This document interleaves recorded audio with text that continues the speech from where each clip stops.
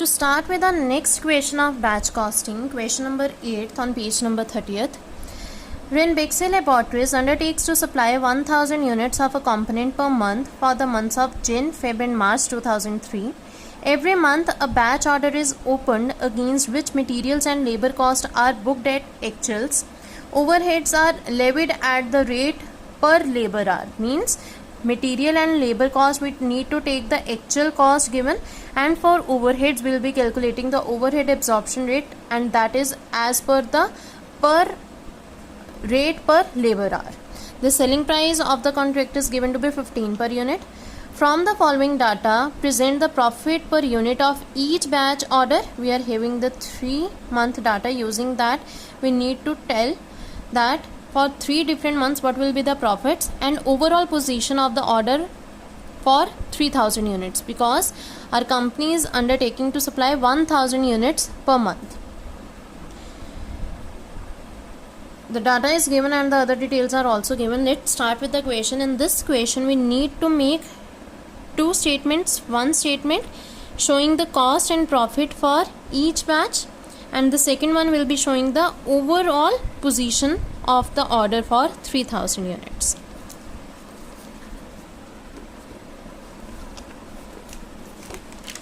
So to start with question number 8, firstly we will be making statement of cost and profit per unit of each batch. Particulars: Jan, Feb and March, and here we will be having the total. To start with batch output, that is number of units. It is already given in the question. 1250 in Jan, 1500 in Feb and 1000 in March. So total comes to be 3750. These are the actual units, actual data given. Then we will be taking the sales value.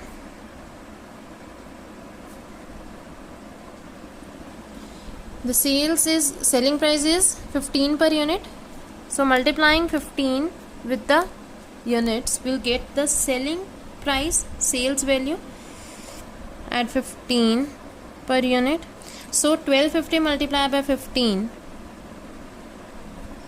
18,750. Similarly, 1500 into 15 and 1000 into 15. So we get the sales value and the total sales value by adding these 3 is 56,250. Now to get our profit or loss, we will be comparing the sales value and cost. So next we will be calculating the cost. In the cost we are having material, labor and overheads. Material and labor cost are booked at actuals. Actual cost is to be taken. That is given in the question. 6,250 for Jan, 9,000 for Feb and 5,000 for March. So total material cost is 20,250. Labor 2,500 for Jan, 3,000 for Feb and 2,000 for March. Total comes to be 7,500. And for the overheads, we need to calculate overheads at rate per labor hour. Actuals are not to be taken. We need to calculate it accordingly. So in the working note, we will be showing it.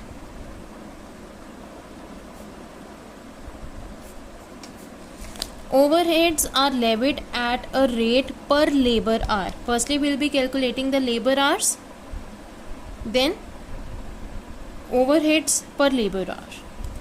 So for Jan, Feb and March, first thing we need to calculate is labor hours.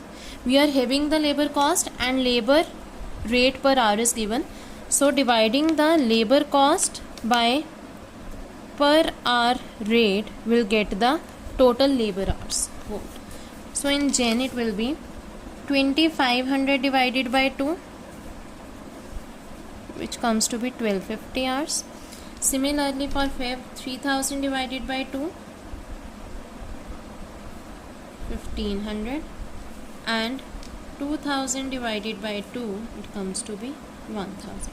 These are the labor hours. Now overheads per hour. This is overheads per hour. We are having the total overheads and total labor hours. Dividing the total overheads with total labor hours, will get the overheads per hour. 12,000 divided by 4,000, it comes to be rupees 3. The formula is total overheads divided by total labor hours. Similarly, 9,000 divided by 4,500 equals to rupees 2, and 15,000 divided by 5,000 comes to be rupees 3. So labor hour for Jan, Feb and March are calculated, and overheads per hour is this. So the total overheads for the batch will be overheads per labor hour. Labor hour is 1250 in Jan, and for 1 hour 3 rupees of overheads is to be given, so it comes to be 3750. Similarly, 1500 hours at 2 per hour, 1000 hours at 3 per hour. So we have calculated our overheads. Again I am telling you, it was overheads are levied at a rate per labor hour. So we will be calculating the hours that are used, labor hours used, and overheads per hour. Multiplying the hours and per hour rate will get the overheads per labor hour. So the overheads comes to be 3750, 3000 and 3000, and total of overheads is 9750. Next, profit per batch, that will be calculated by deducting the cost from the sales value. So for the month of Jan, it comes to be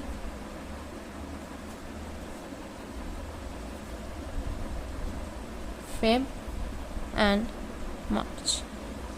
It is calculated by deducting the cost of Jan from sales value of Jan, similarly cost of Feb from sales value of Feb, and cost of March from sales value of March. So we have calculated the profits.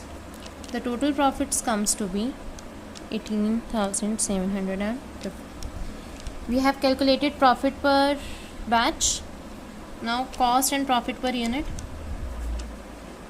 Cost per unit.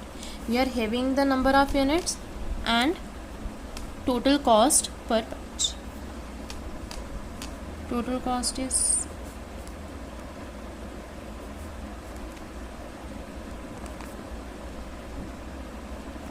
now to calculate cost per unit, it will be total cost divided by number of units. 12,500 divided by 1250 comes to be 10. Similarly 10 for Feb and 10 for March. So per unit cost is 10. Total cost divided by total number of units. And profit per unit, profits divided by number of units. So it will be D divided by A, comes to be 5 for Jan, 5 for Feb and 5 for March. Similarly 18,750 divided by 3750, 3,750.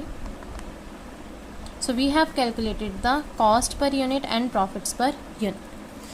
So we are done with one part, that was to represent the profit per unit of each batch order. Now we will be showing the overall position of the order. So the next thing we need to do is to make a statement showing overall position of order for 3000 units. Now we are having the sales value, we are having the cost. So sales value 3000 units at 15 per unit, it comes to be rupees 45,000 minus cost. We have calculated the per unit cost, that is 10 rupees. So 3000 units at the cost of 10 rupee comes to be 30,000, and the difference between sales value and cost comes to be our profit, which is 15,000. So we have shown the statement of cost and profit per unit of each batch and overall position of order for 3000 units. With this, we are done with the question number 8. You just need to see the information given in the question, as it was already mentioned in the question that material and labor cost are booked at actuals, but the overheads are levied as per the labor hour rate. So we need to account it accordingly.